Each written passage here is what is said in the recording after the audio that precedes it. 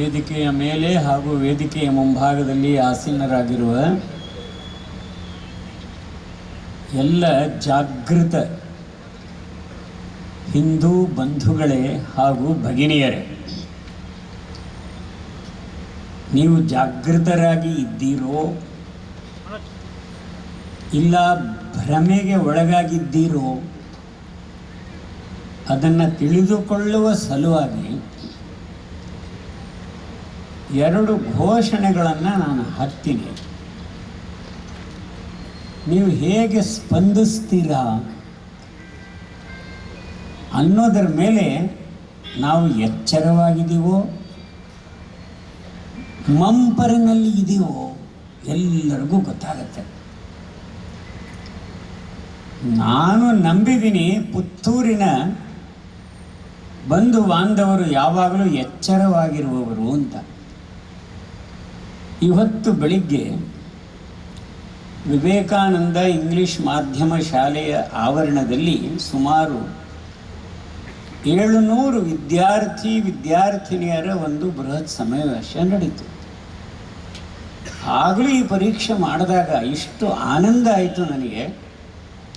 ಆ ಎಲ್ಲ ಮಕ್ಕಳು ವಿವೇಕಾನಂದ ಶಾಲೆಯಲ್ಲಿ ಕಲಿಯುತ್ತಿರುವುದರಿಂದ ವಿವೇಕವನ್ನು ಗಳಿಸಿದ್ದಾರೆ.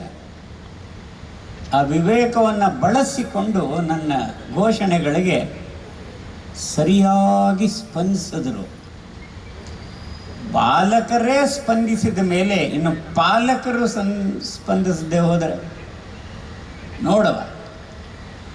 ಬೋಲೋ ಭಾರತ್ ಮಾತಾ ಕೀ,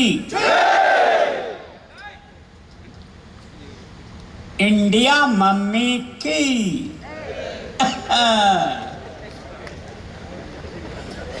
ಕೆಲವರು ಇನ್ನೂ ಭ್ರಮೆ ಒಳಗಿದ್ದಾರೆ, ಏನು ಹೇಳಿದ್ರು ಜೈ ಅಂತಾರೆ. ವಿವೇಕವನ್ನು ಉಪಯೋಗಿಸಬೇಕು. ಕಾಲ ಬಹಳ ವೇಗವಾಗಿ ಬದಲಾಗ್ತಾ ಇದೆ. 7-8 ವರ್ಷಗಳ ಹಿಂದೆ ಇಲ್ಲಿ ಇಂಡಿಯಾವೇ ಕುಣಿದಾಡ್ತಾ ಇತ್ತು. ಈಗ ಇಂಡಿಯಾ ಮಲಗ್ತಾ ಇದೆ, ಭಾರತ ಹೇಳ್ತಾ ಇದೆ. ಇಂಡಿಯಾ ಮಮ್ಮಿ ಕಿ ಜೈ ಅಂದರೆ ಸ್ವಲ್ಪ ಮಂಪರಿನಲ್ಲಿ ಇದ್ದಾರೆ ಅಂತ ಅನಿಸತ್ತೆ. ಈ ಸಭೆಯಲ್ಲಿರೋರೇ ಹೀಗಿದ್ದರೆ ಸಭೆಯ ಹೊರಗೆ ಇದ್ದವರು ಎಷ್ಟು ಜನ ಮಂಪರಿನಲ್ಲಿದ್ದಾರೋ ಏನು. ಅವರೆಲ್ಲರನ್ನು ಎಬ್ಬಿಸಬೇಕಾಗಿದೆ. ಅದಕ್ಕಾಗಿ ಶೌರ್ಯ ಜಾಗರಣ ಯಾತ್ರೆ ವಿಶ್ವ ಹಿಂದೂ ಪರಿಷತ್ತಿಗೆ 60 ವರ್ಷ ತುಂಬಿದ ಸನ್ನಿವೇಶದಲ್ಲಿ ಇದನ್ನು ಹಮ್ಮಿಕೊಂಡಿದೆ. ಕಾರಣ ಇಷ್ಟೇ, 60 ವರ್ಷ ಆದರೆ ಅರಳು ಮರಳು ಅನ್ನುವ ಒಂದು ಮಾತು ಹಳೆ ಮೈಸೂರಿನಲ್ಲಿದೆ. ಮರ್ತು ಹೋಗ್ಬಿಡ್ತಾರೆ ಅಂತ. ಆದರೆ ಈ ದೇಶದಲ್ಲಿ ಆಗಿ ಹೋದಂಥ ನಮ್ಮ ಪೂರ್ವಜರು, ಪ್ರಾತಸ್ಮರಣೀಯರು, ಎಲ್ಲರ ಪರವಾಗಿ ನಾವು ಕೆಲವರ ಚಿತ್ರಗಳನ್ನು ಈ ಶೌರ್ಯ ಯಾತ್ರೆಯ ಮೆರವಣಿಗೆಯಲ್ಲಿ ನೋಡಿದವು. ಅವರೆಲ್ಲರೂ ಒಂದು ಮಾತನ್ನು ಸಿದ್ಧಪಡಿಸಿ ತೋರಿಸಿದ್ದಾರೆ. 60 ವರ್ಷ ಆದ ಮೇಲೆ ಅರಳು ಮರಳು ಅಲ್ಲ, ಮರಳಿ ಅರಳು. ರಾಷ್ಟ್ರೀಯ ಸ್ವಯಂ ಸೇವಕ ಸಂಘಕ್ಕೆ 100 ವರ್ಷ ಆಗ್ತಾ ಇದೆ. ಅರಳು ಮರಳು ಬರಲೇ ಇಲ್ಲ, ಮರಳಿ ಅರಳುತ್ತಾನೇ ಇದೆ. ವಿಶ್ವ ಹಿಂದೂ ಪರಿಷತ್ತು ಅಷ್ಟೇ. ಅರಳು ಮರಳು ಪ್ರಶ್ನೆ ಇಲ್ಲ. ವಯಸ್ಸಿನಲ್ಲಿ ಹಿರಿಯರಾಗೋದು ಪ್ರಕೃತಿಯ ನಿಯಮ, ಯಾರು ಅದನ್ನು ಮುಂದಾಕ್ಲಿಕ್ಕೆ ಆಗೋದಿಲ್ಲ. ಮನಸ್ಸಿನಿಂದ ಮುಪ್ಪು ಬರಬಾರದು, ವಿಶ್ವಾಸಕ್ಕೆ ಮುಪ್ಪು ಬರಬಾರದು, ನಂಬಿಕೆಗೆ ಮುಪ್ಪು ಬರಬಾರದು. ಮನಸ್ಸು ಮುದುಡಿ ಹೋಗಬಾರದು. ಹಿರಿಯರ ಜವಾಬ್ದಾರಿಯೇ ಇದು. ಜ್ಯೇಷ್ಠ ಪ್ರಚಾರಕರು ಅಂತ ನನ್ನ ಪುನಃ ಪರಿಚಯ ಮಾಡ್ತಾ ಇದ್ದಾರೆ. ಕೆಲವರು ನನ್ನ ಕೇಳಿದ್ರು, ಈ ಜ್ಯೇಷ್ಠ ಅಂದರೆ ಏನು ಜವಾಬ್ದಾರಿ RSSನಲ್ಲಿ? ಹಿರಿಯರು ಅಂತ ಅಷ್ಟೇ. ಜ್ಯೇಷ್ಠ ಅಂದರೆ ಹಿರಿಯರು. ಇನ್ನು ಎಲ್ಲ ಕಂಗ್ಲಿ ಶಬ್ದ ಉಪಯೋಗಿಸಿ ದುರಭ್ಯಾಸ ಆಗಿಬಿಟ್ಟಿದೆ. ಸೀನಿಯರ್ ಅಂತ ಹೇಳಿದ್ರೆ ಅರ್ಥವಾಗುತ್ತೆ. ಹಿರಿಯರು ಜ್ಯೇಷ್ಠರು ಅಂದರೆ ತಿಳಿಯೋದೇ ಇಲ್ಲ.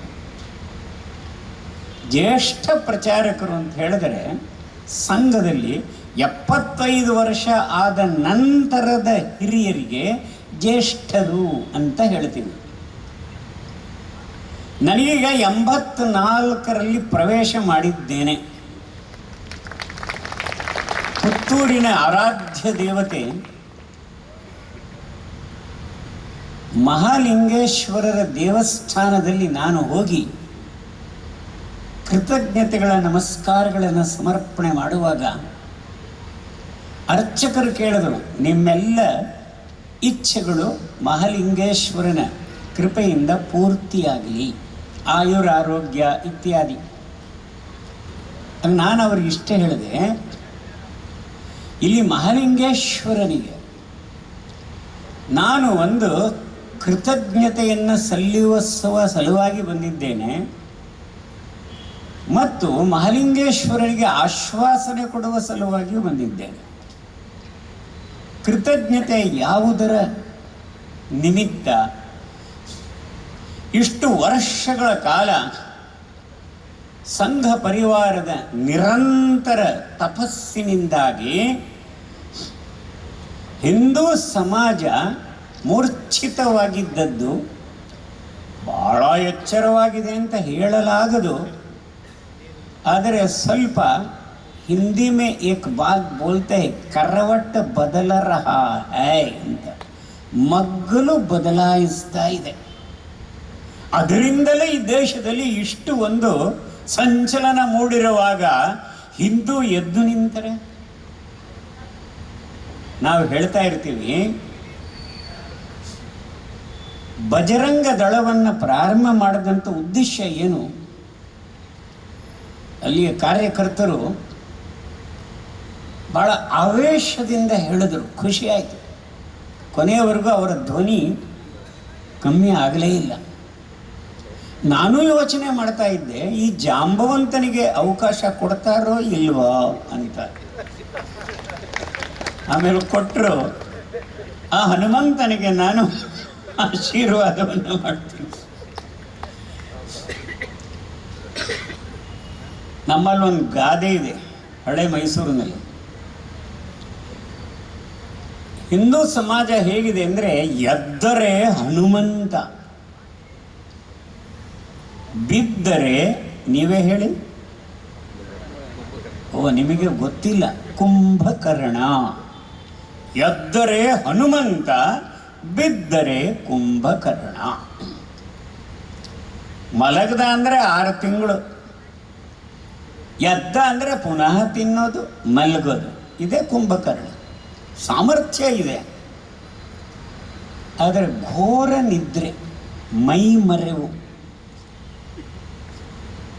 ಇಂಥ ಅವಸ್ಥೆ ನಮ್ಮ ಹಿಂದೂ ಸಮಾಜಕ್ಕೆ ಆಗಾಗ್ಗೆ ಬಂದಿದೆ.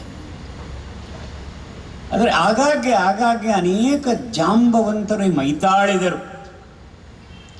ಸಾಧುಗಳು, ಸಂತರು, ಶರಣರು, ಜಂಗಮರು, ವಚನಕಾರರು, ಅಷ್ಟೇ ಅಲ್ಲ ಕ್ಷತ್ರಿಯ ವೀರರು, ರಾಜರು, ಕ್ರಾಂತಿಕಾರಿಗಳು, ಜನನಾಯಕರು ಹಿಂದೂ ಸಮಾಜವನ್ನು ಸಾಯಲಿಕ್ಕೆ ಬಿಡಲಿಲ್ಲ. ಹಾಗಾಗಿ ಎಬ್ಬಿಸ್ತಾ ಬಂದರು. ಹಿಂದೂ ಸಮಾಜ ಎದ್ದರೆ ಹನುಮಂತ, ಬಿದ್ದರೆ ಕುಂಭಕರ್ಣ. ಇವನು ಎಂದೆಂದೂ ಕುಂಭಕರ್ಣನಾಗಲೇಬಾರದು ಅನ್ನೋದಕ್ಕೆ ಒಂದು ಪ್ರಯತ್ನ ಅಂದರೆ ಸದಾ ಆಂಜನೇಯನ ಸ್ಮರಣೆಯನ್ನು ಮಾಡ್ತಾ ಇರಬೇಕು. ನಮ್ಮ ವ್ಯಕ್ತಿತ್ವದಲ್ಲಿ ಆಂಜನೇಯನ ಶೌರ್ಯ ಮತ್ತು ಶೀಲದಿಂದ ಕೂಡಿದ ಶೌರ್ಯ ಆಂಜನೇಯನದು.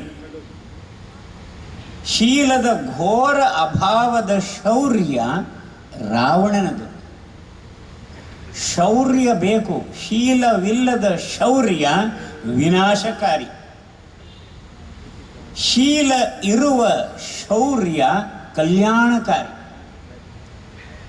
ಅದಕ್ಕೆ ಒಂದು ಜೀವಂತ ಅವತಾರ ಅಂದರೆ ಹನುಮಂತ. ಈ ದೇಶ ಹನುಮಂತನನ್ನು ಇಷ್ಟು ಕೃತಜ್ಞತೆಯಿಂದ ಸ್ಮರಣೆ ಮಾಡುತ್ತೆ. ಯಾವ ರಾಮನ ಸೇವಕನಾಗಿದ್ನೋ ಹನುಮಂತ,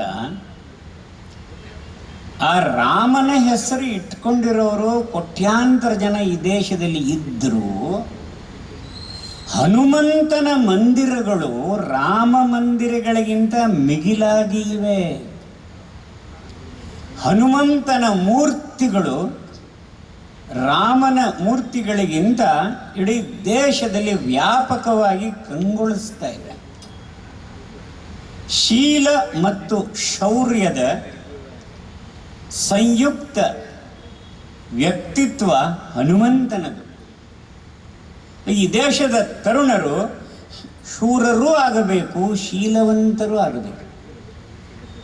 ಅದಕ್ಕಾಗಿ ವಿಶ್ವ ಹಿಂದೂ ಪರಿಷತ್ತು ಜಾಂಬವಂತನ ಸ್ಥಾನದಲ್ಲಿ ಇದ್ದು ಈ ದೇಶದ ತರುಣರನ್ನ ಹನುಮಂತರನ್ನಾಗಿ ರೂಪಿಸುವ ಸಲುವಾಗಿ ಬಜರಂಗ ದಳವನ್ನು ಪ್ರಾರಂಭ ಮಾಡಿತು.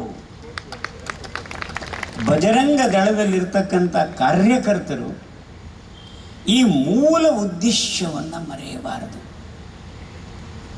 ಬಜರಂಗ ದಳದಲ್ಲಿರ್ತಕ್ಕಂಥ ಕಾರ್ಯಕರ್ತರು ಹನುಮಂತನನ್ನು ಆವಾಹನೆ ಮಾಡಿಕೊಳ್ಬೇಕು. ಒಂದು ಗೊತ್ತಿರಲಿ, ಹನುಮಂತ ಎಂದು ಅಧಿಕಾರಕ್ಕಾಗಿ ಹಪಹಪಿಸಲಿಲ್ಲ. ತಾನು ರಾಜನಾಗಬೇಕು ಈ ಇಚ್ಛೆಯೇ ಇಲ್ಲ. ಬಂಧು ಭಗಿನಿಯರೇ, ಎರಡು ಬಗೆಯ ರಾಜಕಾರಣ ಇರುತ್ತೆ. ಒಂದು ಅಧಿಕಾರಕ್ಕಾಗಿ ರಾಜಕಾರಣ, power politics, politics for power. ಇನ್ನೊಂದು ಬಗೆಯ ರಾಜಕಾರಣ ಅಂದರೆ ಪಾಲಿಟಿಕ್ಸ್ ಫಾರ್ ನ್ಯಾಷನಲಿಸಮ್, ರಾಷ್ಟ್ರೀಯತೆಯನ್ನು ಉದ್ದೀಪನಗೊಳಿಸುವ ಸಲುವಾಗಿ ರಾಜಕಾರಣ. ಈ ಎರಡನೆಯ ರಾಜಕಾರಣ ಈ ದೇಶದಲ್ಲಿ ಸದಾ ವಿಜೃಂಭಿಸಬೇಕು. ಹನುಮಂತ ಎಂದೂ ಪವರ್ ಪಾಲಿಟಿಕ್ಸ್ಗೆ ಬಲಿಯಾಗಲಿಲ್ಲ. ಪವರ್ ಪಾಲಿಟಿಕ್ಸ್ಗೆ ತರುಣರನ್ನು ಅವನು ಪ್ರಚೋದಿಸಲಿಲ್ಲ. ಅವನ ಜೀವನವೇ ರಾಮನ ಕಾರ್ಯಕ್ಕಾಗಿ. ರಾಮನ ಕಾರ್ಯಕ್ಕಾಗಿ. ಯಾಕೆಂದರೆ ವ್ಯಕ್ತಿ ಪೂಜೆ ಇಲ್ಲ. ಇಸ್ ದೇಶ ಕಾ ನೇತಾ ಕೈಸಾ ಹೋ, ಶ್ರೀರಾಮ್ ಕಿ ಜೈಸಾ ಹೋ, ಈ ಥರ ಘೋಷಣೆ ಎಂದೂ ಮಾಡಲಿಲ್ಲ. ನರೇಂದ್ರ ಮೋದಿಯವರ ನೇತೃತ್ವದಲ್ಲಿ ಇಂಥ ಕೋಟಿ ಸಲ ದೇಶದಲ್ಲಿ ಲಕ್ಷಾಂತರ ಜನ ಹೇಳ್ತಾನೇ ಇರ್ತಾರೆ. ಹಾಗೆ ಹೇಳಲಿಲ್ಲ ಹನುಮಂತ. ಶ್ರೀರಾಮನ ಕಾರ್ಯ ಅಂತ ಹೇಳಿದ್ರೆ ರಾಷ್ಟ್ರೀಯತೆಯ ರಾಜಕಾರಣ, ವ್ಯಕ್ತಿ ಪೂಜೆ ಇಲ್ಲ. ರಾಮ ಒಂದು ತತ್ವದ ಜೀವಂತ ಪ್ರತಿನಿಧಿ. ಆ ತತ್ವಕ್ಕೋಸ್ಕರ ರಾಜಕಾರಣ ಮಾಡಬೇಕು.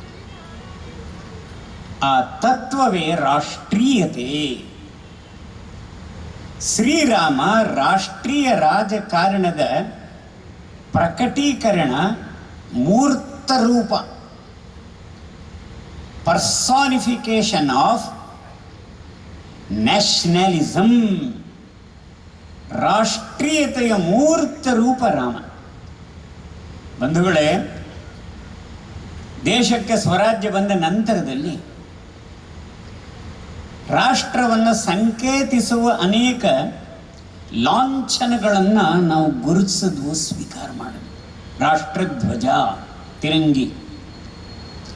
ರಾಷ್ಟ್ರೀಯ ಲಾಂಛನ ಅಶೋಕ ಚಕ್ರ. ರಾಷ್ಟ್ರಗೀತೆ ಜನಗಣಮನ ಒಂದೇ ಮಾತ್ರ. ರಾಷ್ಟ್ರೀಯ ಪಕ್ಷಿ ನವಿಲು. ರಾಷ್ಟ್ರೀಯ ಮೃಗ ಹುಲಿ. ಹೀಗೆ ನಾವು ಅನೇಕ ಲಾಂಛನಗಳನ್ನು ಸ್ವೀಕಾರ ಮಾಡಿದ್ವು. ಅದರಲ್ಲಿ ಒಂದು ಬಿಟ್ಟೇ ಹೋಯಿತು. ಅದ್ಯಾವುದು?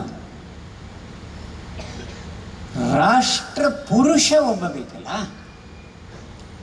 ಯಾವ ಪುರುಷನ ವ್ಯಕ್ತಿತ್ವವನ್ನು ಸ್ಮರಣೆ ಮಾಡಿಕೊಂಡಾಗ ರಾಷ್ಟ್ರದ್ದೇ ನೆನಪಾಗತ್ತೆ. ಅವ ರಾಷ್ಟ್ರ ಪುರುಷ. ಈ ದೇಶದ ಎಲ್ಲ ಪ್ರದೇಶಗಳಲ್ಲಿ, ಎಲ್ಲ ಜಾತಿಗಳಲ್ಲಿ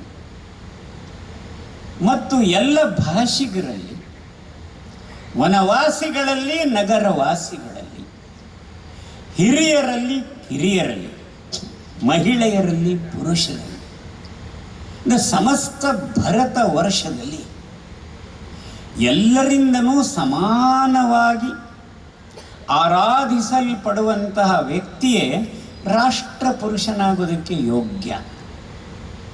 ಅಂಥವನು ಶ್ರೀರಾಮನಲ್ಲದೆ ಇನ್ಯಾರು? ಯಾಕೆ ಶ್ರೀರಾಮ ರಾಷ್ಟ್ರ ಪುರುಷ. ದೇವರ ಅವತಾರ ಅಂತ ಹೇಳೋದು ಒಂದು ಶ್ರದ್ಧೆಯ ಭಾಗ. ಅದನ್ನು ನಾನು ಅಲ್ಲಗಳೆಯುವುದಿಲ್ಲ. ದೇವ ಮಾನವರು ಬಹಳ ಜನ ಆಗಿ ಹೋದರು. ಹಾಗೆ ನೋಡ್ಲಿಕ್ಕೆ ಹೋದರೆ ನಾವೆಲ್ಲರೂ ದೈವಾಂಶ ಸಂಭೂತರೇ, ನಾವೆಲ್ಲರೂ ದೇವರ ಅವತಾರವೇ. ಆದರೆ ಅದನ್ನು ಮರೆತು ಬಿಡ್ತೀವಿ ನಾವು. ಈ ಮರವಿನಿಂದ ನಾವು ದೂರ ಉಳಿಯಬೇಕಾದ್ರೆ ಒಬ್ಬ ರಾಷ್ಟ್ರ ಪುರುಷನ ನಿತ್ಯ ಸ್ಮರಣೆ ಮಾಡಬೇಕು. ಅದಕ್ಕಾಗಿ ಶ್ರೀರಾಮ ರಾಷ್ಟ್ರ ಪುರುಷ. ಅಯೋಧ್ಯೆಯಲ್ಲಿ ನಿರ್ಮಾಣವಾಗ್ತಾ ಇರತಕ್ಕಂಥ ದೇವಸ್ಥಾನ ಲಕ್ಷಾಂತರ ದೇವಸ್ಥಾನಗಳ ಜೊತೆ ಒಂದು ಅಲ್ಲ. ಲಕ್ಷಾಂತರ ದೇವಸ್ಥಾನಗಳಿಗಿಂತ ಭವ್ಯವಾದ, ದಿವ್ಯವಾದ ಅಷ್ಟೇ ಅಲ್ಲ. ಪಾಪ ನಿವಾರಣೆ ಮಾಡಿ ಪುಣ್ಯ ಪ್ರದಾನ ಮಾಡತಕ್ಕಂಥ ದೇವರು ರಾಮನಲ್ಲ. ಅದಕ್ಕಾಗಿ ರಾಮನ ಬಳಿ ನಾವು ಹೋಗೋದಿಲ್ಲ. ವ್ಯಕ್ತಿಗತ ಸ್ವಾರ್ಥದ ಪೂರೈಕೆಗಾಗಿ ರಾಮನ ಪೂಜೆ ಮಾಡಬಾರದು. ಅದು ರಾಮನಿಗೆ ಅನ್ಯಾಯ ಮಾಡಿದಾಗ. ಅದಕ್ಕಾಗಿ ಅಯೋಧ್ಯೆಯಲ್ಲಿ ನಿರ್ಮಾಣವಾಗ್ತಾ ಇರತಕ್ಕಂಥ ಮಂದಿರ ಅದು ರಾಷ್ಟ್ರ ಮಂದಿರ. ಒಪ್ಪಿಗೆ ಆದರೆ 2 ಚಪ್ಪಾಳೆ ತಟ್ಟಿ. ಮತ್ತು ರಾಷ್ಟ್ರೀಯ ತೀರ್ಥಕ್ಷೇತ್ರವೂ ಬೇಕು. ಆ ರಾಷ್ಟ್ರೀಯ ತೀರ್ಥಕ್ಷೇತ್ರ ಅಂದರೆ ಅಯೋಧ್ಯೆ ಅಲ್ಲದೆ ಇನ್ಯಾವುದು ಇರೋದಕ್ಕೆ ಸಾಧ್ಯ? ಅಯೋಧ್ಯೆ ಅನ್ನೋ ಹೆಸರೇ ಅಮೋಘವಾದ. ಯಾರಿಂದಲೂ ಇದುವರೆಗೆ ತಲೆ ತಲಾಂತರದಿಂದ ಯುಗ ಯುಗಗಳಿಂದ ಜಯಿಸಲ್ಪಟ್ಟಿಲ್ಲವೋ, ಅಜೇಯವಾಗಿ ಉಳಿದಿದೆಯೋ ಅಂಥ ಅಜೇಯ ಯೋಧನ ಪ್ರವೃತ್ತಿಯನ್ನು ತನ್ನಲ್ಲಿ ಬೆಳೆಸಿಕೊಂಡಿರುವ ಕ್ಷೇತ್ರ ಅಯೋಧ್ಯ. ಅದಕ್ಕಾಗಿ ಅದು ರಾಷ್ಟ್ರೀಯ ತೀರ್ಥಕ್ಷೇತ್ರ. ಅಂಥ ಶ್ರೀರಾಮನ ಸೇವೆಯಲ್ಲಿ ಹನುಮಂತ ಇದ್ದ ಅಂದರೆ ತತ್ವ ಪೂಜೆಯ ಹೊರತು ವ್ಯಕ್ತಿ ಪೂಜೆ ಅಲ್ಲ. ಪರ್ಸನಲ್ ಫೇವರ್ಗಾಗಿ ರಾಮನನ್ನು ಅವನ ಆರಾಧನೆ ಮಾಡಲಿಲ್ಲ. ಧರ್ಮ ಸಂರಕ್ಷಣೆಯ ಕರ್ತವ್ಯವನ್ನು ದೇಶದ ಸಾಮಾನ್ಯ ಜನಗಳು ಮಾತ್ರವಲ್ಲ, ಒಂದು ಜಟಾಯು, ಒಬ್ಬ ಗುಹ, ಒಬ್ಬ ಶಬರಿ, ಒಂದು ಕರಡಿ ಜಾಂಬವಂತ, ವಾನರ ಹನುಮಂತ, ಒಂದು ಅಳಿಲು, ಎಲ್ಲರಲ್ಲಿಯೂ ಈ ರಾಷ್ಟ್ರೀಯತೆಯ ಜ್ಯೋತಿಯನ್ನು ಹೊತ್ತಿಸಿದಂಥ ಮಹಾನುಭಾವ ರಾಮ. ರಾಮಾಯಣ ಈ ದೇಶಕ್ಕೆ ಒಂದು ರಾಷ್ಟ್ರೀಯ ಗ್ರಂಥ. ಇದು ಮನೆಯಲ್ಲಿಟ್ಟು ಪೂಜೆ ಮಾಡೋದಕ್ಕೋಸ್ಕರ ಅಲ್ಲ, ರಾಷ್ಟ್ರೀಯತೆ ಆವಾಹನೆ ಮಾಡಬೇಕು. ಅದಕ್ಕಾಗಿ ರಾಜಕಾರಣ. ಬಂಧುಗಳೇ, ಭಗಿನಿಯರೇ, ಇವನು 8 ವರ್ಷಗಳ ಹಿಂದಿನವರೆಗೆ 47ನೇ ಇಸ್ವಿಯಿಂದ ಹಿಡಿದು 8 ವರ್ಷಗಳ ಹಿಂದಿನವರೆಗೆ ಈ ದೇಶದಲ್ಲಿ ನಡೆದದ್ದು ಅಧಿಕಾರಕ್ಕಾಗಿ ರಾಜಕಾರಣ, ಪವರ್ ಪಾಲಿಟಿಕ್ಸ್. ಅಧಿಕಾರ ಹೇಗಾದರೂ ಕೈ ಹಿಡಿಬೇಕು. ಯಾಕೆ? ಅನುಭವಿಸುವ ಸಲುವಾಗಿ, ಅನುಭವಿಸುವ ಸಲುವಾಗಿ, ರಾಷ್ಟ್ರೀಯತೆಯನ್ನು ಉಳಿಸುವ ಬೆಳೆಸುವ ಸಲುವಾಗಿ ಅಲ್ಲ. ಈ ದೃಷ್ಟಿಯೇ ಇರಲಿಲ್ಲ.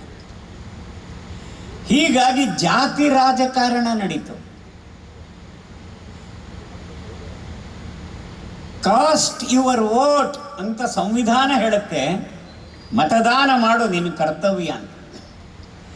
ಆ ರಾಜಕಾರಣಿಗಳು ಹೇಳ್ತಾ ಬಂದರು ವೋಟ್ ಯುವರ್ ಕ್ಯಾಸ್ಟ್ ಅಂತ, ನಿನ್ನ ಜಾತಿಗೆ ನೀನು ವೋಟ್ ಮಾಡು. ದ್ರೋಹ ಮಾಡಿದ್ರು. ನಮ್ಮನ್ನ ವಿಭಜಿಸುವವರು ಅಂತ ಅವರು ಆಲಾಪ ಮಾಡ್ತಾ ಇದ್ದಾರೆ. ಈ ಹಿಂದೂ ಸಮಾಜದಲ್ಲಿ ಏಕಾತ್ಮತೆಯ ಸೂತ್ರವನ್ನು ಗಟ್ಟಿಗೊಳಿಸುವ ಬದಲಾಗಿ ಜಾತಿಯಲ್ಲಿ ಈ ಸಮಾಜವನ್ನು ಒಡೆಯುವಂಥ ಪಾಪ ಕಾರ್ಯವನ್ನು ಆ ರಾಜಕಾರಣಿಗಳು ಮಾಡ್ತಾ ಬಂದರು ಅಂತ ಹೇಳುವಾಗ ನನ್ನಲ್ಲಿ ದ್ವೇಷ ಭಾವನೆ ಇಲ್ಲ, ವೇದನೆ ತುಂಬಿಕೊಂಡು ಬರುತ್ತೆ. ಆದರೆ ಮುಸಲ್ಮಾನರ ತುಷ್ಟೀಕರಣ ಮಾಡಿದರು. ಅಧಿಕಾರಕ್ಕಾಗಿ ಓಟ್ ಗಳಿಸಬೇಕು, ಜಾತಿ ಭಾವನೆಯನ್ನು ಕೆರಳಿಸಿ ಹಿಂದೂ ಸಮಾಜವನ್ನು ಒಡೆಯುವುದು. ಮುಸಲ್ಮಾನರು ಒಟ್ಟಾಗಿ ಓಟ್ ಮಾಡ್ತಾರಲ್ಲ, ಮುಸಲ್ಮಾನರ ತುಷ್ಟೀಕರಣ ಎಲ್ಲಿವರೆಗೂ ಹೋಯಿತು ಅಂತ ಹೇಳಿದ್ರೆ, ಆ ವಯೋವೃದ್ಧರಾಗಿದ್ದಂಥ ಅರ್ಥಶಾಸ್ತ್ರ ತಜ್ಞರಂತೆ ಅವರು ಡಾಕ್ಟರ್ ಮನಮೋಹನ್ ಸಿಂಗ್ ಅವರು ಒಂದು ಮಾತು ಹೇಳಿದ್ರು, ಬಹಳ ಬೇಜಾರಾಗುತ್ತೆ. ಈ ರಾಷ್ಟ್ರದ ಅಭಿವೃದ್ಧಿಯ ಮೇಲೆ ಮೊದಲ ಅಧಿಕಾರ ಇರೋದು ಮುಸಲ್ಮಾನರಿಗೆ ಅಂತ. ಈ ರಾಷ್ಟ್ರದ ಸಂಪನ್ಮೂಲಗಳನ್ನು ಅನುಭವಿಸುವ ದೃಷ್ಟಿಯಿಂದ ಮೊದಲ ಪ್ರಾಶಸ್ತ್ಯ ಪ್ರಿಯಾರಿಟಿ ಕೊಡಬೇಕಾದ್ದು ಮುಸಲ್ಮಾನರಿಗೆ ಅಂತ ನಾಚಿಕೆ ಇಲ್ಲದೆ ಹೇಳಬೇಕಾ? ಸಿಖ್ ಪಂಥವನ್ನು ಸಂಪೂರ್ಣವಾಗಿ ನಷ್ಟ ಮಾಡತಕ್ಕಂಥ ದುಷ್ಟರು ಮುಸಲ್ಮಾನರು. ಅಂಥ ಮುಸಲ್ಮಾನರ ಬಗ್ಗೆ ಈ ಸಿಖ್ ಪ್ರಧಾನಮಂತ್ರಿ ಹೇಳಿದರೆ, ಈ ದೇಶದ ಸಂಪತ್ತಿಗೆ ಮೊದಲ ಅಧಿಕಾರ ಇರಬೇಕಾದ್ದು ಮುಸಲ್ಮಾನರಿಗೆ ಅಂತ. ಹೀಗೆ ಈ ದೇಶದಲ್ಲಿ ರಾಜಕಾರಣ ನಡ್ಕೊಂಡು ಬಂತು. ಒಂದು ರಾಷ್ಟ್ರ ಅಂದಮೇಲೆ ಒಂದೇ ರಾಷ್ಟ್ರೀಯತೆ ಅಲ್ವಾ? ರಾಷ್ಟ್ರೀಯತೆ ಈ ರಾಷ್ಟ್ರದಲ್ಲಿರೋ ಎಲ್ಲ ಮತ ಪಂಥ ಜಾತಿಯವರನ್ನ ಏಕಾತ್ಮತೆಯ ಸೂತ್ರದಲ್ಲಿ ಪೋಣಿಸುವ ಸಂಜೀವಿನಿ. ಇಂಥ ರಾಷ್ಟ್ರೀಯತೆಯನ್ನು ಶಿಥಿಲಗೊಳಿಸಿದ್ರಲ್ಲ. ಬಹುಸಂಖ್ಯಾತ ಅಲ್ಪಸಂಖ್ಯಾತ ಅಂತ ಈ ಭಾರತ ಮಾತೆಯ ಮಕ್ಕಳನ್ನು ಒಡೆದವರು ಅವರು ಕಾಂಗ್ರೆಸ್ನವರು. ಅಂದರೆ ಬ್ರಿಟಿಷರು ಈ ದೇಶವನ್ನು ಬಿಟ್ಟು ಹೋಗುವಾಗ ಅವರು ತಮ್ಮ ಶಕುನಿಯ ಕುನೀತಿಯಂತೆ ದೇಶವನ್ನು ಒಡೆದು ಹೋದರು. ಮುಸಲ್ಮಾನರಿಗೆ ಪಾಕಿಸ್ತಾನ, ಹೋಗಲಿ ಉಳಿದ ಹಿಂದೂಗಳಿಗೆ ಹಿಂದೂಸ್ತಾನ, ಅದೂ ಮಾಡಲಿಲ್ಲ. ಗುಳ್ಳೆ ನರಿಗಳು ಅವರು. ಎಲ್ಲ ರಾಜರಿಗೂ ಸ್ವಾತಂತ್ರ್ಯ ಕೊಟ್ಟುಬಿಟ್ರು. 500ಕ್ಕಿಂತ ಹೆಚ್ಚು ಸಂಸ್ಥಾನಗಳು. ನೀವು ಸ್ವತಂತ್ರವಾಗಿ ಇರ್ಬೋದು, ಭಾರತದ ಒಕ್ಕೂಟದಲ್ಲಿ ಸೇರಬಹುದು ಅಂತ. ಇದು ರಾಷ್ಟ್ರೀಯತೆನಾ? ಆದರೆ ಇಲ್ಲೊಬ್ಬ ರಾಷ್ಟ್ರೀಯತೆಯ ಪ್ರತಿಮೂರ್ತಿ ರಾಜಕಾರಣಿ ಒಬ್ಬ ಇದ್ದ. ಅದು ಅಧಿಕಾರಕ್ಕಾಗಿ ರಾಜಕಾರಣ ಮಾಡಿದವನಲ್ಲ, ರಾಷ್ಟ್ರೀಯತೆಗಾಗಿ. ಆ ಮಹಾನುಭಾವನೆ ಉಕ್ಕಿನ ಮನುಷ್ಯ ಸರ್ದಾರ್ ಪಟೇಲ್. ಅವರು ಈ ದೇಶದ ಎಲ್ಲ ರಾಜರಿಗೂ ಸಹ ಹೃದಯ ಮುಟ್ಟುವ ಹಾಗೆ ಮನವಿ ಮಾಡಿದರು. ನೀವೇನಾದರೂ ಒಂಟಿಯಾಗಿ ಹೀಗೆ ಇದ್ದರೆ ಇತಿಹಾಸ ಮರುಕಳಿಸತ್ತೆ. ಹಿಂದೆ ಹೇಗಿತ್ತು ಅದಾಗಬಾರದು ಅನ್ನೋದಾದರೆ, ಭಾರತದ ಅವಿಭಾಜ್ಯ ಅಂಗ ನಾವು. ಭಾರತದ ಒಕ್ಕೂಟ ಅಲ್ಲ, ಯೂನಿಯನ್ ಆಫ್ ಸ್ಟೇಟ್ಸ್ ಅಲ್ಲ. ಇದು ಅಖಂಡ ಭಾರತ. ಇದು ಒಂದು ರಾಷ್ಟ್ರ. ಅದರ ಅಂಗಗಳು ನಾವು. ಈ ಅಂಗಗಳು ದೇಹವನ್ನು ಬಿಟ್ಟು ಹೋದರೆ ಎಷ್ಟು ಅಪಾಯ. ಅದಕ್ಕಾಗಿ ಎಲ್ಲರೂ ಭಾರತದ ಅಂಗವಾಗಿ ಇರಬೇಕು. ಯಾರೂ ಸಹ ಬೇರೆಯಾಗಿ ಸಿಡಿದು ಹೋಗಬಾರದು.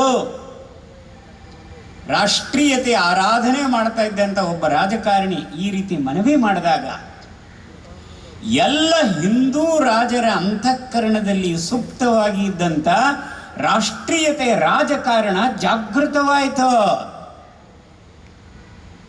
ಇಬ್ರು ಮಾತ್ರ ರಾಷ್ಟ್ರೀಯತೆ ಅವರ ಅಂತಃಕರಣದಲ್ಲಿ ಇರಲಿಲ್ಲ.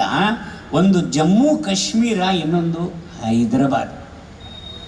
ಜಮ್ಮು ಕಾಶ್ಮೀರದಲ್ಲಿ ಹಿಂದೂ ರಾಜ ಇದ್ದ, ರಾಜ ಹರಿಸಿಂಗ್ ಅಂತ, ನಾಮಕೆ ವಾಸ್ತೆ ರಾಜನಾಗಿದ್ದ. ಎಲ್ಲ ನಡೀತಾ ಇದ್ದಿದ್ದು ಅಬ್ದುಲ್ಲಾ ಕುಟುಂಬದ್ದೇನೆ. ಮುಸಲ್ಮಾನರು ಮೆಜಾರಿಟಿಲಿದ್ರು. ಅವ ಭಾರತದ ಜೊತೆ ಸೇರಲಿಲ್ಲ. ಹೈದರಾಬಾದಿನ ನಿಜಾಮ ಸೊಕ್ಕು ನೋಡ್ರೆ ಹೇಗಿರುತ್ತೆ. ಹೈದರಾಬಾದ್ನಲ್ಲಿ ಮೆಜಾರಿಟಿ ಹಿಂದೂಗಳು. ಏನೋ ನಾವು ಮರೆತು ಬಿಟ್ಟಿದ್ವಲ್ಲ, ಕುಂಭಕರ್ಣರಾಗಿದ್ವು. ಹೀಗಾಗಿ ನಿಜಾಮನ ರಾಜ್ಯ ಇತ್ತು.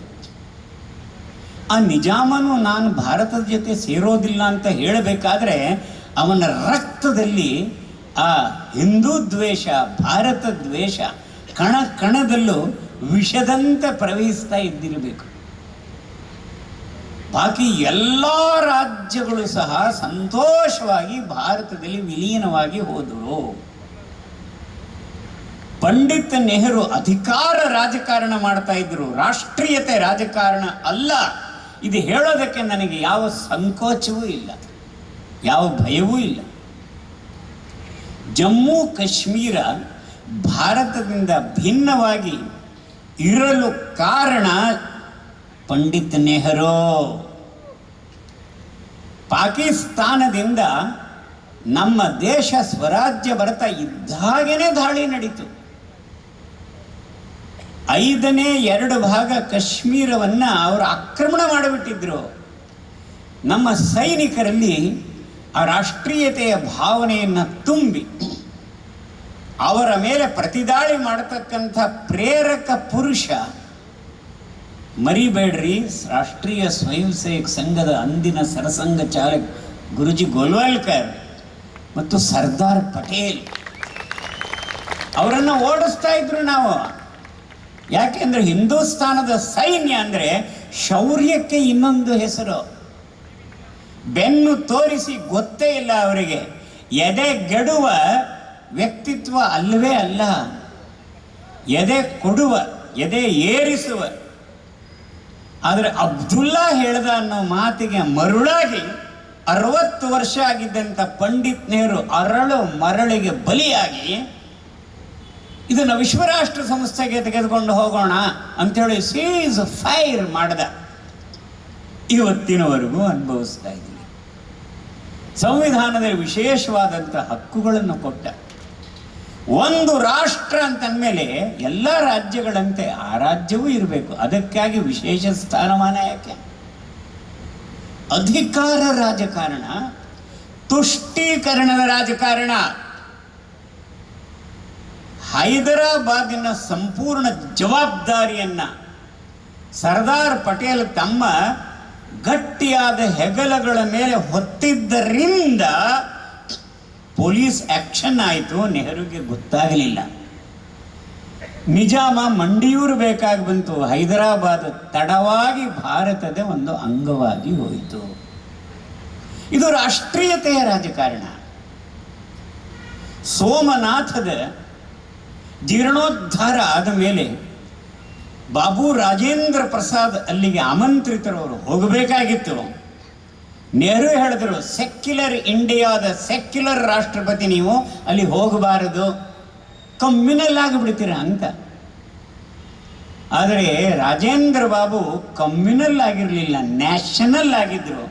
ಅದಕ್ಕೋಸ್ಕರ ನೆಹರು ಮಾತಿಗೆ ಸೊಪ್ಪು ಹಾಕದೆ ಅವರು ಸೋಮನಾಥಕ್ಕೆ ಹೋದರು. ಇದು ರಾಷ್ಟ್ರೀಯತೆಯ ರಾಜಕಾರಣ. ಆದರೆ ನೆಹರು ನೇತೃತ್ವದಲ್ಲಿ ರಾಷ್ಟ್ರೀಯತೆಯ ರಾಜಕಾರಣ ಮಂಕಾಗ್ತಾ ಹೋಯಿತು. ಅಧಿಕಾರ ರಾಜಕಾರಣವೇ ಪ್ರಧಾನವಾಗ್ತಾ ಹೋಯಿತು.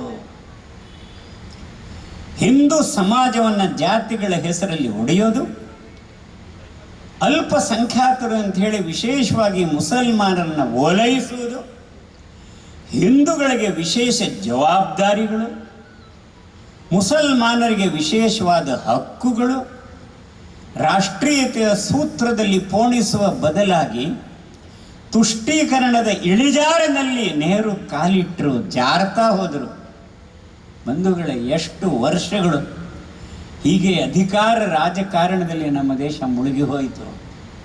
ನಾವು ಹೊಡ್ಕೋತಾ ಬಂದವು.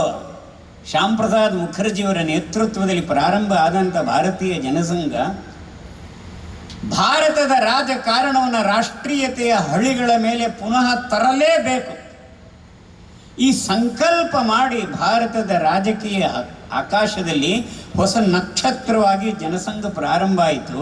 ಹೇಗಾದರೂ ಮಾಡಿ ಅಧಿಕಾರ ಆಗಬೇಕು ಅಂತಲ್ಲ, ರಾಷ್ಟ್ರೀಯತೆಯ ರಾಜಕಾರಣ, ಅಧಿಕಾರದ ರಾಜಕಾರಣ ಅಲ್ಲ, ಪಾಲಿಟಿಕ್ಸ್ ಫಾರ್ ನ್ಯಾಷನಲಿಸಂ. ಈ ತತ್ವದ ಆಧಾರದ ಮೇಲೆ ರಾಜಕಾರಣ ಶ್ಯಾಮ್ ಪ್ರಸಾದ್ ಮುಖರ್ಜಿಯವರಿಂದ ಪ್ರಾರಂಭ ಆಯಿತು. ವರ್ಷಗಳು ಉರುಳಿ ಹೋದವು. ಬಂಧುಗಳೇ, ಭಗಿನಿಯರೇ, ಬದಲಾವಣೆ ಪ್ರಕೃತಿಯ ನಿಯಮ. ಬದಲಾವಣೆ ತನ್ನಷ್ಟಕ್ಕೆ ಬರೋದಿಲ್ಲ. ಬದಲಾವಣೆಯನ್ನು ತರುವತಕ್ಕಂಥ ಸಂಕಲ್ಪ ಶಕ್ತಿ ಬೇಕು. ಆ ಸಂಕಲ್ಪ ಶಕ್ತಿಗೆ ಒಂದಾಗುವಂತಹ, ಒಡನಾಡುವಂತಹ, ಸಮರ್ಥನೆ ನೀಡುವಂತಹ ಸಂಘಟಿತ ಶಕ್ತಿ ಬೇಕು. ದೇಶ ಕಾ ನೇತಾ ಕೈಸಾ ಹೋ ಬಿಡಬೇಕು. ಭಾರತ ರಾಮರಾಜ್ಯವಾಗಬೇಕು, ಧರ್ಮರಾಜ್ಯವಾಗಬೇಕು, ಭಾರತಾಂಬೆ ಜಗದಂಬೆ ಆಗಬೇಕು, ಭಾರತ ವಿಶ್ವಗುರು ಆಗಬೇಕು. ಈ ಧ್ಯೇಯವೇ ರಾಷ್ಟ್ರೀಯತೆಯ ರಾಜಕಾರಣದ ಮೂಲ ಮಂತ್ರ. ಇದನ್ನು ಹೇಳ್ತಾ ಬಂದು ಏರಿದ್ವು, ಇಳಿದ್ವು. 2 ಸೀಟ್ಗಳಿಗೆ ಇಳಿದು ಹೋಯಿತು ಬಿಜೆಪಿ. ಅಟಲ್ ಬಿಹಾರಿ ವಾಜಪೇಯಿ ಅವರು ರಾಷ್ಟ್ರೀಯತೆಯ ರಾಜಕಾರಣದ ಪೂಜಾರಿ. ಅವರು ಹೇಳಿದ್ರು,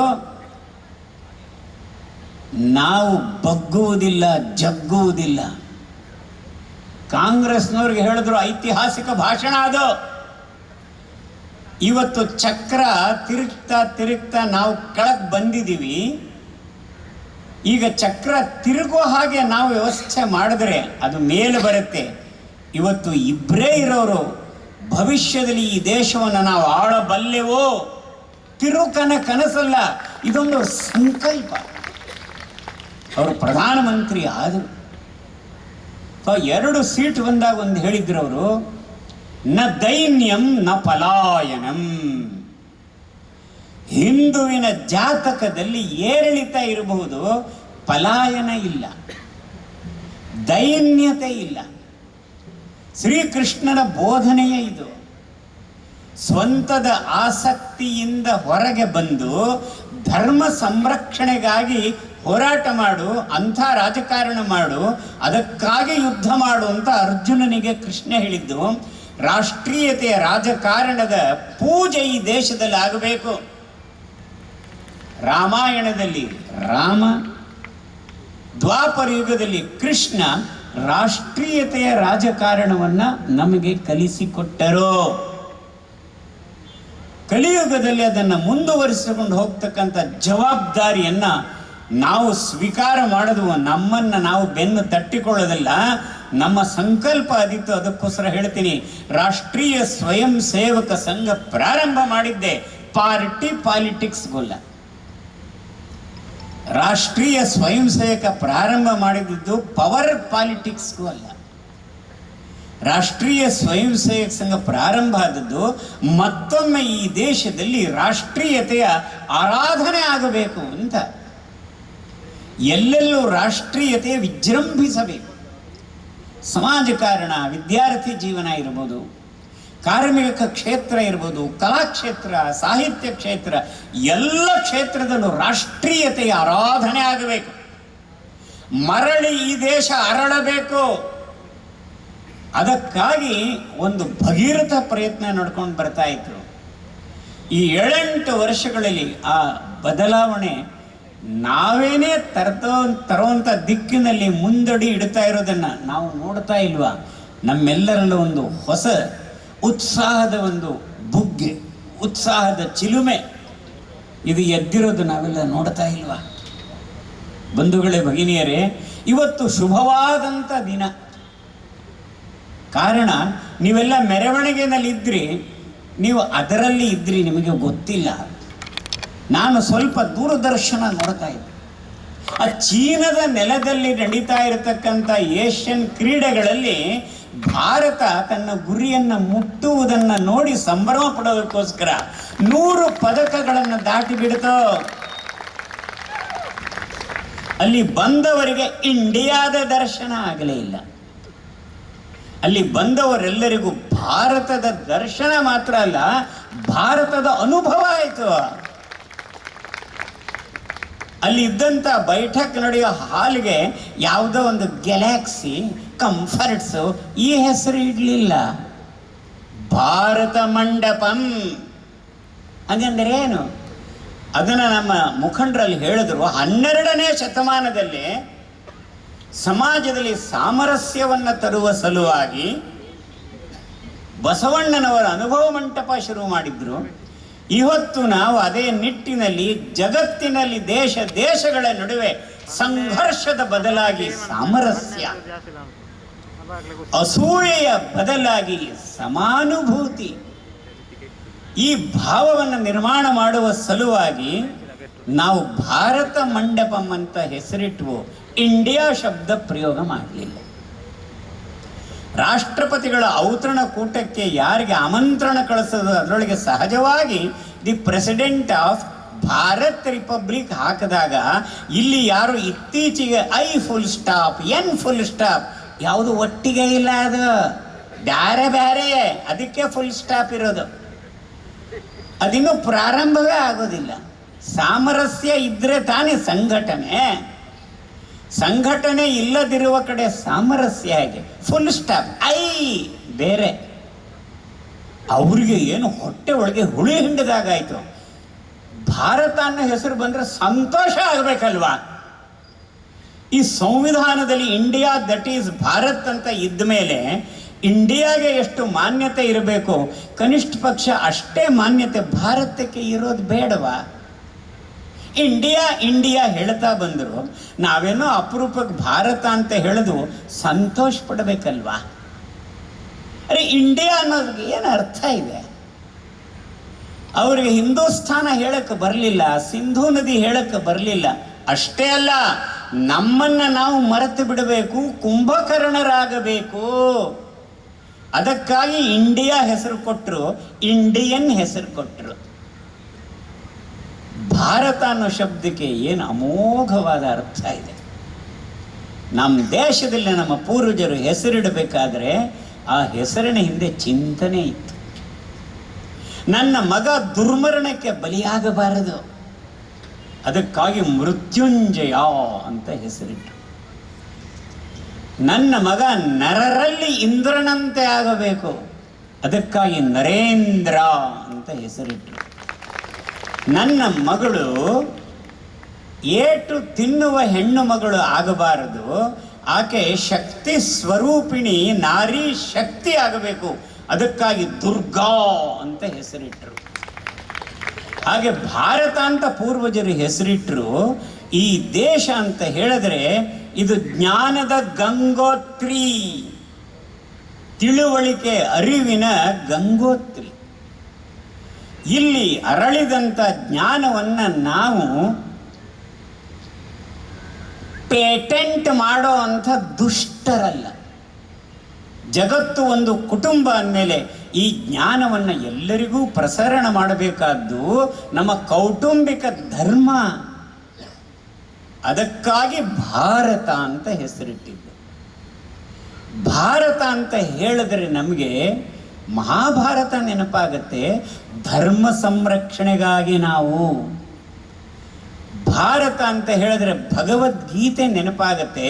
ಕರ್ತವ್ಯದ ಸ್ಮರಣೆ ಮಾಡಬೇಕಾದವರು, ಕರ್ತವ್ಯದಲ್ಲಿ ತೊಡಗಬೇಕಾದವರು ನಾವು. ಭಾರತ ಅಂತ ಹೇಳಿದ್ರೆ ಭರತ ಚಕ್ರವರ್ತಿ ಶೌರ್ಯಕ್ಕೆ ಇನ್ನೊಂದು ಹೆಸರು ನೆನಪಾಗತ್ತೆ, ಭರತ ಮುನಿ ನೆನಪಾಗತ್ತೆ.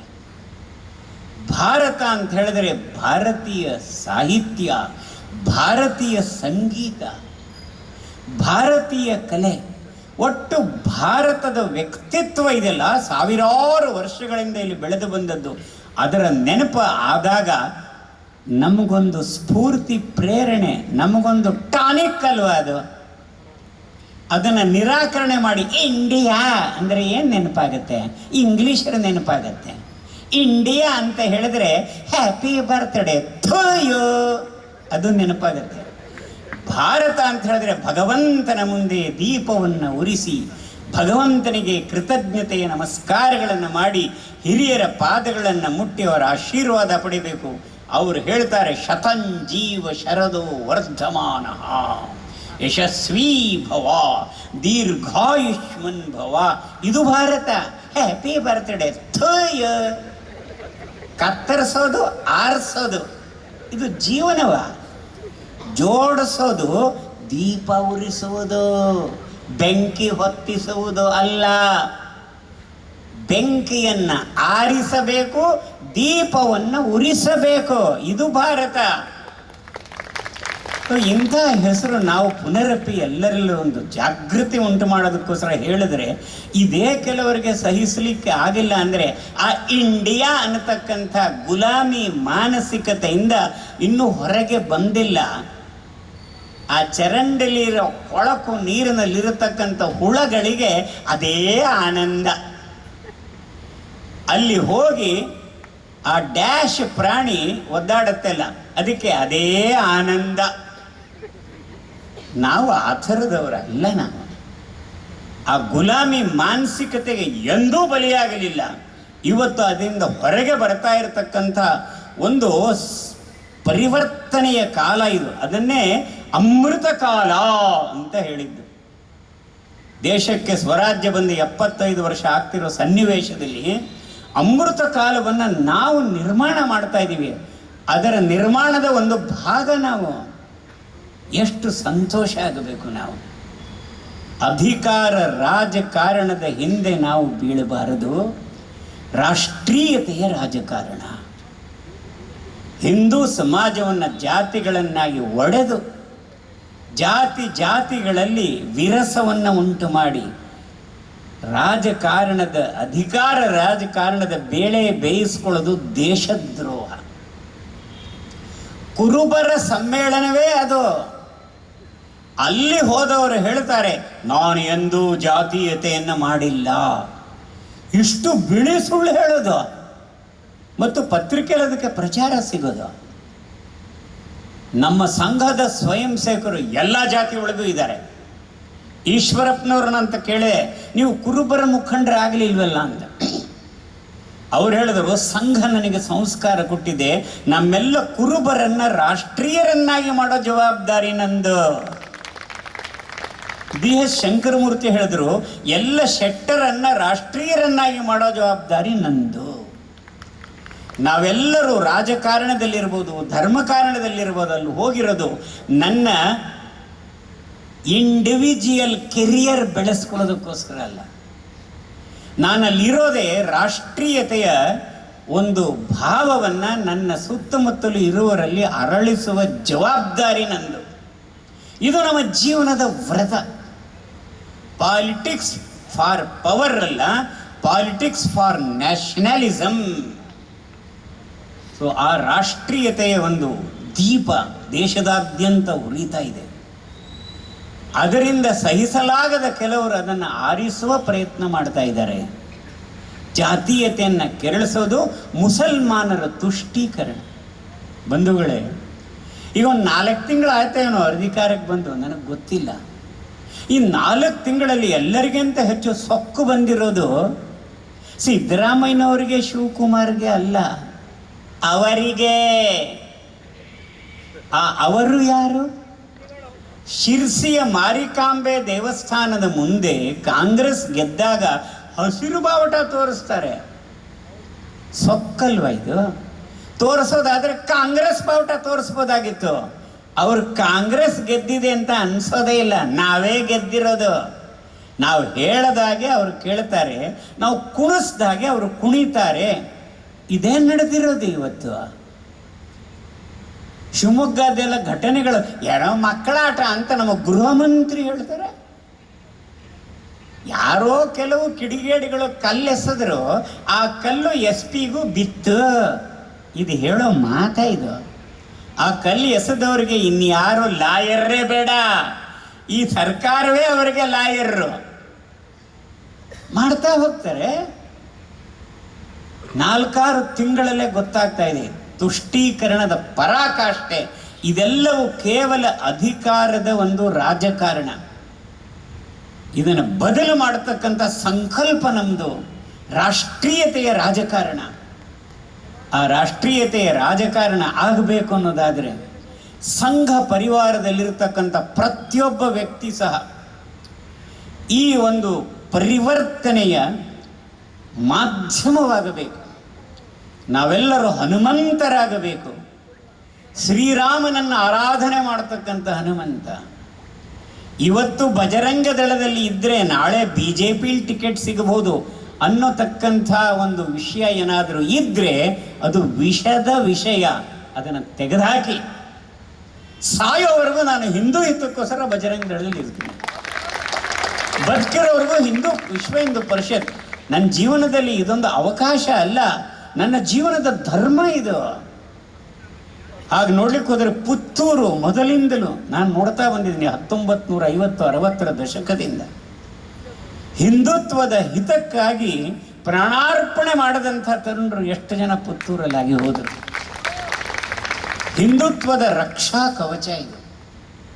ಹೇಗೆ ಇರಬೇಕು ರಾಷ್ಟ್ರದ ರಾಜಕಾರಣ ಅನ್ನೋದಕ್ಕೆ ಪುತ್ತೂರಿನ ರಾಜಕಾರಣ ಒಂದು ನಮೂನೆ ಆಗಿತ್ತು. ರಾಮ್ಭಟ್ರು ಗೆಲ್ಲುವಾಗ, ಸುಳ್ಯದಲ್ಲಿ ಅಂಗಾರ ಗೆಲ್ಲುವಾಗ ಎಷ್ಟು ಖರ್ಚು ಮಾಡ್ತಾ ಇದ್ವು ನಾವು. ಬೇರೆಯವರಿಗೆ ಹೋಲಿಸಿದ್ರೆ ಅದೇನೂ ಅಲ್ಲವೇ ಅಲ್ಲ. ರಾಷ್ಟ್ರೀಯತೆಯ ಆಧಾರದ ಮೇಲೆ ಇಲ್ಲಿ ಓಟು ನಡೀತಾ ಇತ್ತು. ಏನೋ ದುರ್ದೈವ ನಡುವೆ ಒಂದು ದುರ್ಘಟನೆ ನಡೆದೋಯ್ತು, ನಮ್ಮ ಮನಸ್ಸು ಕೆಟ್ಟೋಯ್ತು. ಯಾರಿಗೂ ದೂಷಿಸೋದು ಬೇಡ, ಅದರಿಂದ ಹೊರಗೆ ಬರಬೇಕು ನಾವು. ಸೋಲು ಅನ್ನೋದು ಅಂತಿಮ ಅಲ್ಲ, ಸೋಲು ಅನ್ನೋದು ಸವಾಲು. ರಾಜಕೀಯದಲ್ಲಿ ಇಂದಿನ ಸೋಲು ನಾಳೆಯ ಗೆಲುವಿಗೆ ಒಂದು ಸೋಪಾನ. ನಮ್ಮ ಮೇಲೆ ಯಾರು ಕಲ್ಲು ಎಸೆದರೂ ಆ ಕಲ್ಲನ್ನು ತುಳಿದುಕೊಂಡು ನಾವು ಮುಂದೆ ಹೋಗುವಂಥವ್ರು. ಇದು ನಮ್ಮ ಜಾತಕ. ಆ ನಿಟ್ಟಿನಲ್ಲಿ ನಾವೆಲ್ಲರೂ ಜಾಗೃತರಾಗೋಣ. ವಿಶ್ವ ಹಿಂದೂ ಪರಿಷತ್ ಮತ್ತು ಬಜರಂಗ ದಳದ ವತಿಯಿಂದ ಇಲ್ಲಿ ನಡೆದಂಥ ಈ ಶೌರ್ಯದ ಆರಾಧನೆಯ ಒಂದು ಉತ್ಸವದಲ್ಲಿ ಲಕ್ಷಾಂತರ ಜನ ತರುಣರು ಭಾಗವಹಿಸಿಲ್ಲ. ಆ ಭ್ರಮೆ ನನಗಿರಲೂ ಇಲ್ಲ. ಆದರೆ ಯಾರು ಭಾಗವಹಿಸಿದರು ಒಬ್ಬೊಬ್ಬರಲ್ಲೂ ಲಕ್ಷಾಂತರ ಜನಗಳಲ್ಲಿ ಇರಬೇಕಾದಂಥ ಆ ಭಾವನೆ, ಉತ್ಕಟತೆ ಅದು ಇತ್ತು. ಯಾವಾಗಲೂ ಆರ್ಗನೈಸ್ಡ್ ಮೈನಾರಿಟಿ ಧ್ಯೇಯದ ಬೆಂಕಿಯಿಂದ ಪ್ರಜ್ವಲಿತಲಾಗಿರ್ತಕ್ಕಂಥ ಅಲ್ಪಸಂಖ್ಯಾತರು ಇರ್ತಾರಲ್ಲ, ಅವರು ಉಳಿದವರಿಗೆ ದಾರಿ ತೋರಿಸಬಲ್ಲರು. ಅಂಥ ದಾರಿ ತೋರಿಸುವ ಹನುಮಂತನ ಪ್ರತಿನಿಧಿಗಳು ಲಕ್ಷಾಂತರ ಜನ ಬರಲಿಲ್ಲ ಅಂತ ಯಾರು ಬೇಜಾರು ಮಾಡ್ಕೋಬೇಡಿ. ಕೊನೆಯದಾಗಿ 2 ಮಾತು ಹೇಳಿ ಮುಗಿಸ್ತೀನಿ. ಸಜ್ಜನರು ಈ ದೇಶದಲ್ಲಿದ್ದಾರೆ, ಧರ್ಮನಿಷ್ಠರು ಇದ್ದಾರೆ. ಆದರೆ ಅವರು ಹೋರಾಟದಲ್ಲಿ ಮುಂದೆ ಬರೋದಿಲ್ಲ. ನಾವು ಹಿಂದೆ ಇರ್ತೀವಿ. ರಾಮ ಮತ್ತು ರಾವಣನ ನಡುವೆ ಯುದ್ಧ ನಡೀತಾ ಇರುವಾಗ ರಾವಣ ರಥದಲ್ಲಿದ್ದ, ಸಾರಥಿ ಇದ್ದ. ರಾಮನಿಗೆ ಸಾರಥಿಯೂ ಇಲ್ಲ, ರಥವೂ ಇಲ್ಲ. ಅವನಿಗೆ ಹನುಮಂತನ ಹೆಗಲೇ. ಭೂಮಿ ಮೇಲೆ ನಿಂತು ಹೋರಾಡುವ ರಾಮ ರಥದಲ್ಲಿ ಕುಳಿತು ಹೋರಾಡೋದಲ್ಲ, ಆಕ್ರಮಣ ಮಾಡುವ ಮಾಯಾವಿ ರಾಕ್ಷಸ.